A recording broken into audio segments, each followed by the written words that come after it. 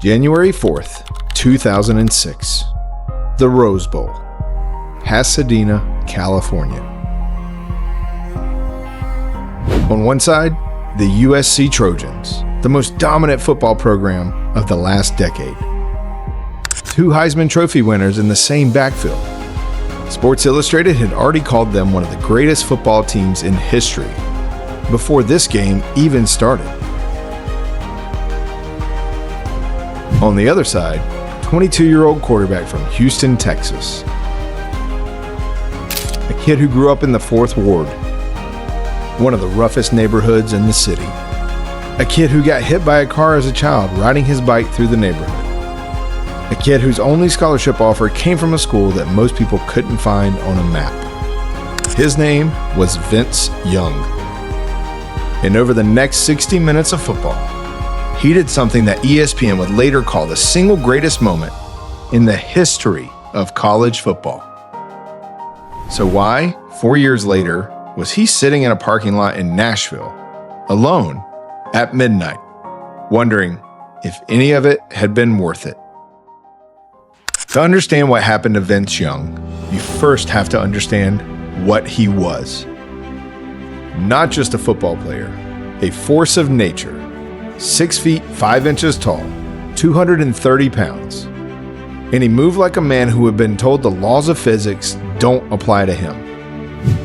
He could throw 60 yards standing still and could outrun every linebacker on the field from a dead sprint. The NFL had been searching for a player like Vince Young since the game was invented. A true dual-threat quarterback. Not just a guy who could scramble when the pocket broke down, but a player who was genuinely equally dangerous with his arm or his legs. In 2005, he led the Texas Longhorns to a 12-0 regular season. He wasn't just the best player on the field in any given game. He was operating at a level that made professional scouts reconsider the position and what it could look like. He didn't win the Heisman Trophy that year. Reggie Bush did, and Bush had the highest percentage of first-place votes in Heisman history. That's how loaded 2005 college football was, and Vince Young finished second. The 2006 Rose Bowl. USC was a 7-point favorite. Most analysts weren't picking it close. They were picking it dominant. Pete Carroll's Trojans had been dismantling opponents for over 2 years. Matt Leinart won the Heisman the year before. Bush had just won it. And ESPN spent that night discussing about USC's legacy more than the actual game with Texas. And then Vince Young showed up. 467 total yards, 200 rushing, 267 passing, 3 touchdowns. On 4th and 5 with the national championship on the line with 19 seconds left, trailing by 1 point, he did something that has never been replicated in the sport. He dropped back. He looked right, and then he ran. It is still considered by ESPN the single greatest moment in college football history. Sports Illustrated called it perhaps the most stunning bowl performance ever. Time magazine named it the best sports moment of the year 2006. Not the best college football moment, the best sports moment in the world. In the entire world in an entire year. Everyone watching knew they were seeing something once in a generation. The NFL knew it too. It started before he ever took an NFL snap. February 2006, the NFL Scouting Combine in Indianapolis. This is the event where the league evaluates the draft prospects. They time them in a 40-yard dash, measure their wingspan, put them through medical evaluations, and they give them a test, the Wonderlic. A 50-question cognitive test given to all draft prospects. It's designed to measure a player's ability to learn and process a complex NFL playbook. The average NFL player scores around 20. The average NFL quarterback scores around 24. Someone leaked Vince Young's Wonderlic score to the media. The reported number? 6. It was later reported that the score was incorrect, leaked before the test was properly scored. and that Young retook the test and scored 16. But by then, it didn't matter. The narrative had been written before it could be corrected. ESPN analysts debated whether Young could run an NFL offense. Draft pundits questioned his football IQ. The same player who 2 months earlier had just executed one of the most clutch drives in college football history, navigating a 2-minute offense, reading a defense, and improvising a game-winning touchdown on 4th down, was now being discussed as someone who might not be smart enough for the job. The Tennessee Titans drafted him 3rd overall anyway. They believed in the tape. They believed in what they saw on January 4th in Pasadena. What they weren't prepared for was what happens when a franchise builds itself around a quarterback and then the head coach decides he doesn't trust him. His rookie season was a miracle. After starting 0-5 under a different quarterback, Vince Young took over. He won 8 of his first 11 starts. He led 4 fourth-quarter comebacks. He threw for over 2,000 yards. He was named NFL's Offensive Rookie of the Year, the first quarterback to win the award since Ben Roethlisberger. He made the Pro Bowl. He was only 23 years old. Tennessee loved him. The city loved him. He was doing what everyone thought was impossible. Translating the freakish athleticism of that Rose Bowl performance into an actual NFL winning record. But behind the scenes, things were fracturing. Head coach Jeff Fisher wanted a quarterback who operated from the pocket, who studied film obsessively, who was, in many respects, the opposite of what Vince Young was built to be. Texans offensive coordinator Norm Chow would later say that Vince wasn't willing to put in the extra study that sets quarterbacks apart. But Chow also admitted Vince Young was only 23 years old. He had been coddled and celebrated his entire life and had never had someone sit down and build the professional habits from scratch that franchise quarterbacks require. Nobody did that for him. They drafted him, and then they resented him for not already knowing what they hadn't taught him. In September of 2008, Vince Young was booed by his own fans at home. He tried to take himself out of the game against the Jaguars. Fisher urged him back in. A few plays later, he hurts his knee. The next day, Young missed a scheduled MRI. Fisher grew worried enough to call the police.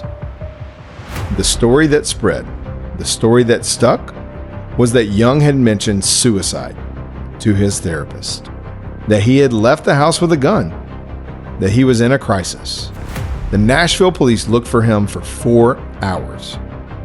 They found him, watching football and hanging out with a teammate. His gun, legal in Tennessee, was unloaded and locked in his trunk. There was no crisis, but there was now a permanent label. Young would spend the rest of his NFL career being described, in some form, as emotionally unstable, mentally fragile, a liability. He came back in 2009, won 8 of 10 starts after the Titans started 0-6 without him. They did something no team in NFL history had ever done. Recovered from an 0-6 start to win more than 6 games in the same season. Young finished 3rd in voting for Comeback Player of the Year. Young gets out to the right, takes off, pass pushing, 1st down. And that is the difference maker. And then, in 2010, after being pulled from a game, he threw his shoulder pads into the stands and walked out of the stadium. He walked out saying, "I'm not running out on my teammates. I'm running out on you." Directed at Jeff Fisher. That was the last game Vince Young ever played for the Tennessee Titans.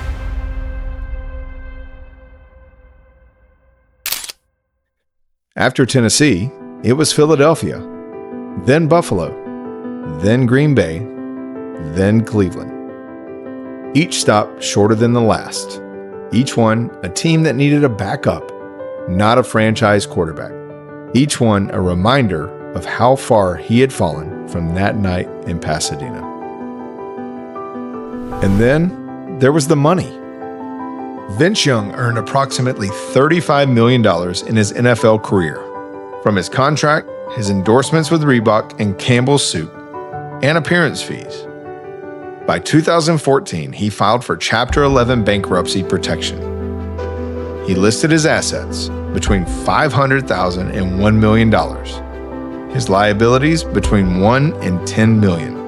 The stories that leaked out painted a picture of a man who had never been taught how to handle wealth, who was generous to a fault with family and friends, who trusted the wrong financial advisors, who signed documents he didn't even understand.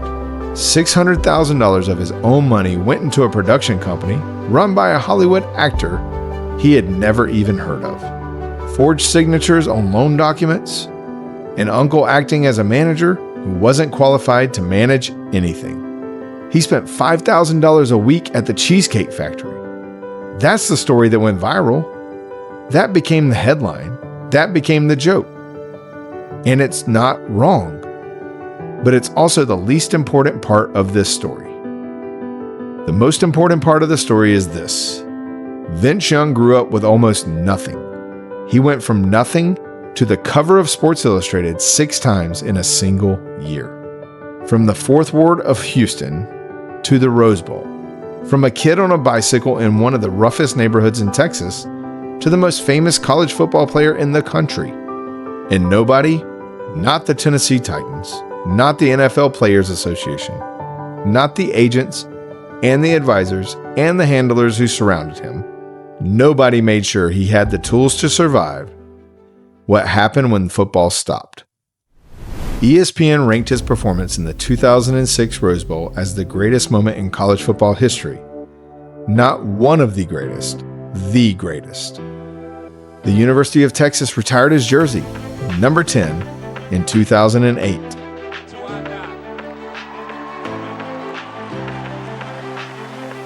He's in the College Football Hall of Fame, the Rose Bowl Hall of Fame. The city of Houston claims him. The state of Texas claims him. He is, by every measure, a legend of the college football game. And yet, if you ask the average sports fan today what they remember about Vince Young, they would say the Wonderlic score, the mental health incident, the shoulder pads in the stands, the Cheesecake Factory. They would not say the man who on 4th and 5, national championship on the line, chose to trust his legs when every scouting report in the country says he couldn't be trusted. Here's the question I want to leave you with. What if a different team had drafted Vince Young? A team with a head coach who understood that you cannot pour a player built like him into a system designed for a different kind of quarterback, and then call it his failure when he doesn't fit. What if someone had sat with him? I mean, really sat with him and built the habits and the structure and the support that a 22-year-old from the Fourth Ward of Houston needed when the whole world suddenly needed something from him? We had Cam Newton's answer to that question. We had Lamar Jackson's answer. We had Jalen Hurts' answer. And we got to see what a dual-threat quarterback could become when the system was built around him instead of against him. We will never know Vince Young's answer. He won the greatest college football game ever played. And he was one of the most gifted quarterbacks of his generation.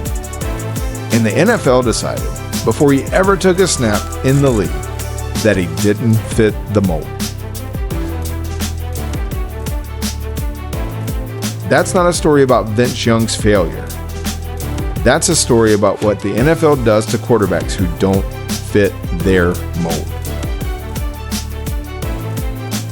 Thank you so much for making it to the end of another Game Changers video. We hope you enjoyed today's video about Vince Young. Before you leave, drop a comment and tell us what was your favorite Vince Young moment.